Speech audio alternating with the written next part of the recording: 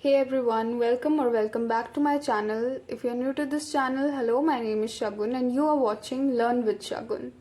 So guys, my last video was regarding rough degradation and these are chain degradation processes जिसमें for example if we are having a 6 carbon chain in aldoses, we convert them into a 5 carbon chain or whatever it is. जितना भी carbon chain होगा number of carbons उसमें से हम एक carbon जो है वो कम कर देंगे. So the aim of process was like this.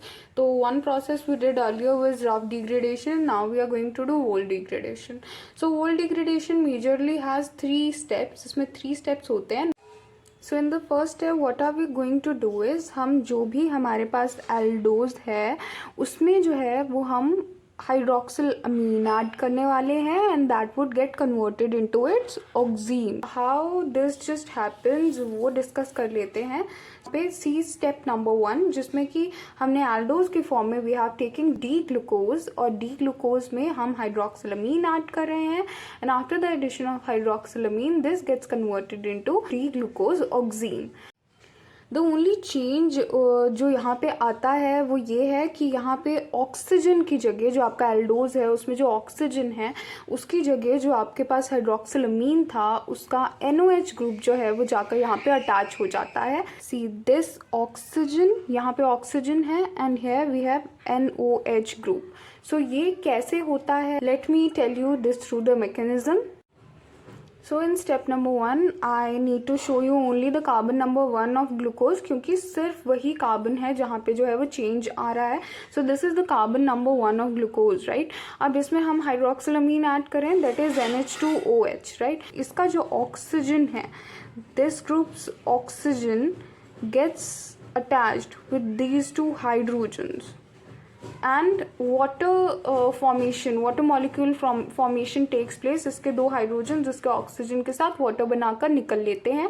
तो वाटर एलिमिनेशन जो है यहाँ पे होता है. With the elimination of water what are you left with over here, आपके पास सिर्फ यहाँ पे हाइड्रोक्सिलमीन के पास NOH बचता है और एल्डिहाइड ग्रुप जो है यहाँ से रिमूव हो जाता है और यहाँ पे CH बचता है. NOH जो है वो थ्रू अ डबल बॉन्ड जो है वो इस CH के साथ जो है वो बॉन्ड बना लेता है. So this is the product of the first step. बाकी पूरा का पूरा ग्लूकोज का चेन सेम रहता है. So I hope step number 1 is clear to you guys कि कैसे यहाँ पे O की जगह जो है वो NOH जो है वो अटैच हो जाता है. Now glucose is converted into D glucose oxime. तो aldose is converted into its oxime, right. और अब हम देखेंगे स्टेप नंबर 2 जो हमारा ऑक्सीन बना है उसके अंदर we are gonna add the acetic anhydride. Now acetic anhydride add करने के बाद जो हमारा ऑक्सीन है that would get dehydrated into nitrile. Nitrile में डिहाइड्रेट हो जाएगा और साथ ही साथ क्या होगा कि जितने भी आपके पास हाइड्रोक्सिल ग्रुप्स हैं आपके एल्डोज में वो सब क्या हो जाएंगे, they will get acetylated. So these are the important activities जो कि इस स्टेप में होने वाली हैं. Now let us have a look कि कैसे ये सब होता है.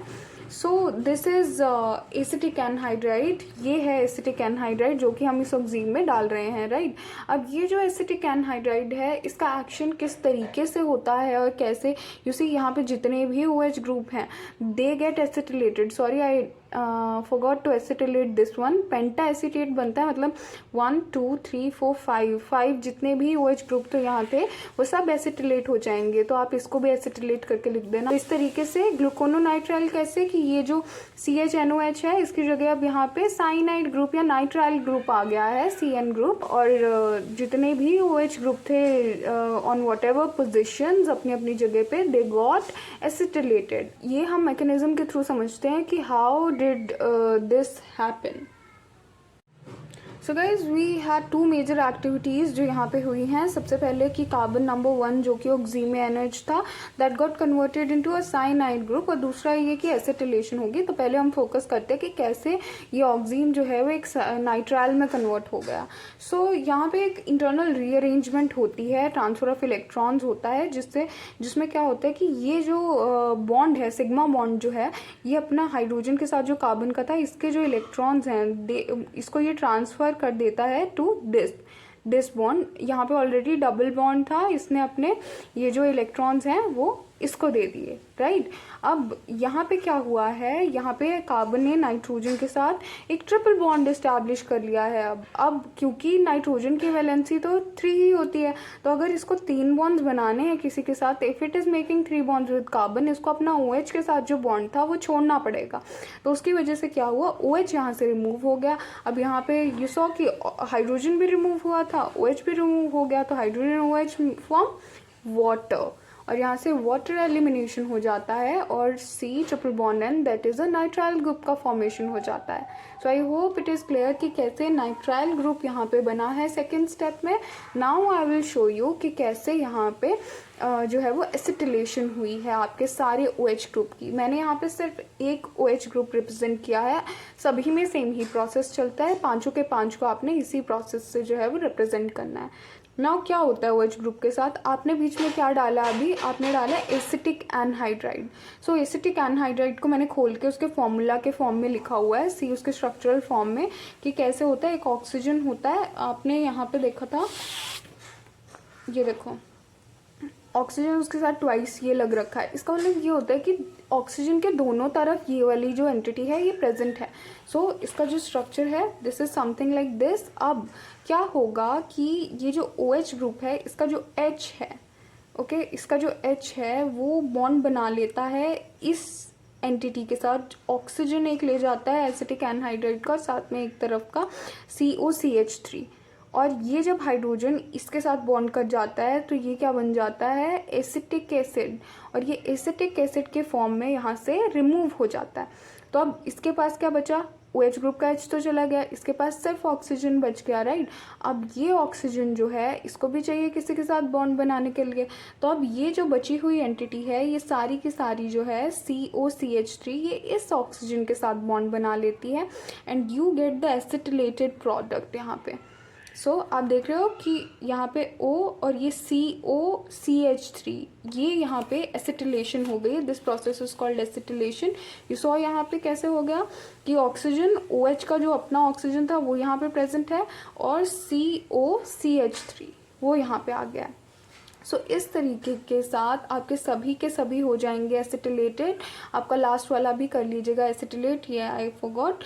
तो उसके बाद डी ग्लूकोज ऑक्सीन जो है इस तरीके से आपका कन्वर्ट हो गया है ग्लूकोनोनाइट्राइल पेंटा एसीटेट में। नाउ फाइनल स्टेप नंबर 3, इसमें क्या होगा कि हम जो एसिटिलेटेड हमारा साइनो कंपाउंड जो कि बन चुका है अभी, उसके बीच में what are we gonna add, Tollens reagent. Tollens reagent से हमें एक ऐसा एल्डोज मिल जाएगा ऐड करके जिसमें 1 less carbon would be there. Glucononitrile penta acetate आपके पास है, इसके बीच में टॉलेंस रिएजेंट क्या होता है, Tollens reagent is AgNO3 in the presence of NH4OH, right. तो ये जो चीज़ है this is called the Tollens reagent. अब how Tollens reagent works on glucononitrile penta acetate, this we are going to see. तो ये पहले मैकेनिज्म से समझा देती है। अब यहाँ पे आपके पास नाइट्राइल ग्रुप था, राइट। अब ये जो नाइट्राइल ग्रुप है this is attach to acetylated carbon, right. अब यहाँ पे क्या होता है, जब आप इसमें टॉलेंस रिएजेंट ऐड करते हो, टॉलेंस रिएजेंट के पास क्या था, अमोनियम हाइड्रोक्साइड था, राइट। सो इसमें क्या होता है कि ये जो है सोल्यूशन फॉर्म में प्रेजेंट है, तो इस फॉर्म में ये दोनों आयन्स अलग हो जाते होंगे, राइट। अब ये जो OH जो है this acts upon this acetylated carbon. अब ये क्या करता है, ये OH जो है वो कोशिश करता है अपना इस ऑक्सीजन के साथ बॉन्ड बनाने का, ताकि ये क्या कर दे, एसिटिक एसिड बना दे, CH3COOH। तो इसकी फॉर्म में ये इसके साथ बॉन्ड बनाना चाहता है, जिसकी वजह से ये इसके ऊपर एक्ट करता है। So this get eliminated in the form of CH3COOH which is acetic acid, इसके फॉर्म में एलिमिनेट कर जाता है। अब यहाँ पे ये OH जो है इसके पास तो ऑलरेडी इलेक्ट्रॉन्स थे ना, तो इसने इसके साथ बॉन्ड बना लिया। अब इस जो बॉन्ड का इलेक्ट्रॉन था वो ये यहीं पे छोड़ कर गया है, तो ये जो इलेक्ट्रॉन्स हैं दे फॉर्म अ बॉन्ड, यहाँ पे पाई बॉन्ड बना लेते हैं कार्बन और ऑक्सीजन के बीच में। और अब क्या होता है, कार्बन की वैलेंसी तो 4 ही होती है, तो इफ़ देर आर 2 बॉन्ड्स और यहाँ पे एक बॉन्ड है 3 बॉन्ड्स, और नीचे वाले कार्बन के साथ चेन में भी तो बना रखा है बॉन्ड, तो अब दिस इज़ नॉट पॉसिबल कि 5th बॉन्ड भी यहाँ पे बना रहे। सो इस वजह से क्या होता है कि ये जो नाइट्राइल ग्रुप के साथ इसका जो कार्बन का बॉन्ड होता है उसे ये छोड़ देता है। तो ये जो नाइट्राइल ग्रुप है that gets remove from the chain. अब राइट। और आपके पास क्या बच जाता है सिर्फ अब यहाँ पे carbon with a double bond with oxygen है ना, हाइड्रोजन एट अ साइड, और बाकी चेन एज इट इज़ रहती है। और चेन में जितने भी अब आपके जो एसिटिलेटेड कार्बन्स हैं वो सब अब OH में कन्वर्ट हो जाते हैं विद दिस एक्शन, राइट। सो इस तरीके से आपका ये जो है नाइट्राइल ग्रुप एलिमिनेट होता है और इस तरीके से एक एल्डिहाइड ग्रुप का यहाँ पे फॉर्मेशन हो जाता है। तो अगर नाइट्राइल ग्रुप चला गया तो एक कार्बन रिड्यूस हो गया, right. So see the final step, कैसे ये चीज़ जो है यहाँ से रिमूव हो गई। I showed you this in the mechanism already.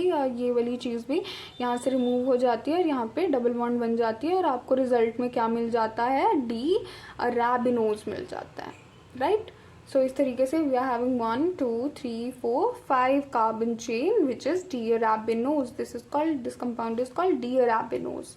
Okay, so this was it about Wol's degradation. I hope you found something useful in this video, and for more videos like this stay tuned to my channel. And someone has requested glucose fructose interconversion on my channel, so the next video would be regarding that. Thanks for watching.